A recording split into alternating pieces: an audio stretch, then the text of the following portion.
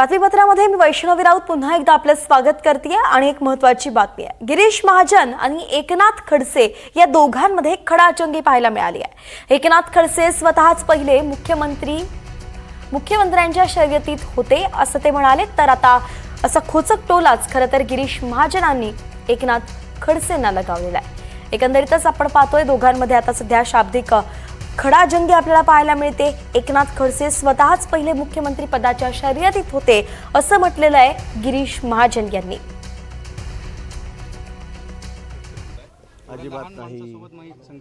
अजिबात नाही खडसे साहेब शर्यतीत होते। पूर्वी खडसे साहेब शर्यतीत होते, त्यामुळे मुख्यमंत्री मीच आहे ते म्हणत होते आधी। मी कधीच म्हटलं नाही आणि मी त्या शर्यतीमध्येच नाही। भाजप घर वापसीच्या चर्चांना अखेर राष्ट्रवादी काँग्रेस शरदचंद्र पवार पक्षाचे ज्येष्ठ नेते एकनाथ खडसे यांनी पूर्णविराम दिलेला आहे। मी भाजपमध्ये जाणार नाही, शरद पवारांसोबतच आहे आणि त्यांच्यासोबतच राहणार अशी स्पष्ट भूमिका त्यांनी मांडलेली आहे। याबाबत एकनाथ खडसे यांच्याशी संवादही साधण्यात आलाय। आपले प्रतिनिधी मंगेश जोशी यांनी हा संवाद साधलाय, पाहूयात।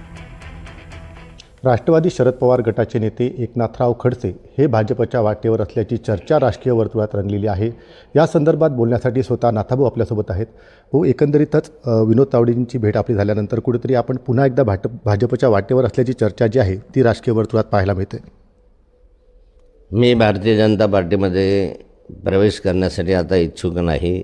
मी राष्ट्रवादीच्या शरद पवार साहेबांबरोबर आहे आणि शरद पवार साहेबांबरोबर राहणार आहे।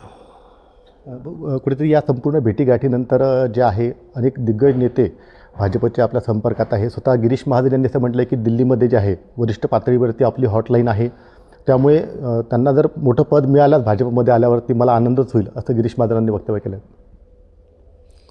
मी आता या विषय संपवलेला आहे। मी तुम्हाला सांगितले की शरद पवार साहेबांबरोबर मी राहणार आहे आणि मी राहणार आहे। विनोद तावडेनंतर जे आहे स्वतः आपण उद्धव ठाकरेंची देखील भेट घेतलेली आहे। आपल्या वाढदिवसानंतर आपण त्यांना आमंत्रण दिल्याचं म्हटलं जात आहे। मात्र कुठेतरी भाजपची युती तोडण्यासाठी आपणच उद्धव ठाकरेंसोबतची युती तोडलेली होती आणि आपण ते ठासूकपणे सांगितलं होतं आणि आता मात्र आपण पुन्हा एकदा अशा चर्चांना पुढे आणत आहे असं देखील गिरीश महाजन म्हणाले।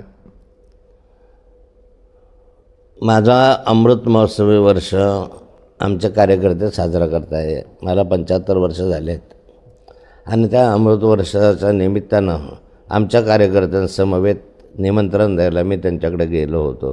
दुसरं काही कारण त्याच्यामध्ये नव्हतं। निश्चित तर हे होते आपल्यासोबत एकनाथराव खडसे। एकंदरीतच जे काही राजकीय चर्चांना उधाण आलेलं आहे त्यांना कुठेतरी एकनाथ खडसेंनी पूर्णविराम दिला असला तरी मात्र शरद पवार ज्या ठिकाणी असतील त्या ठिकाणी आपण असेल असं देखील एकनाथराव खडसे यांनी स्पष्ट केलं आहे। मंगेश जोशी, NDTV मराठी, जळगाव।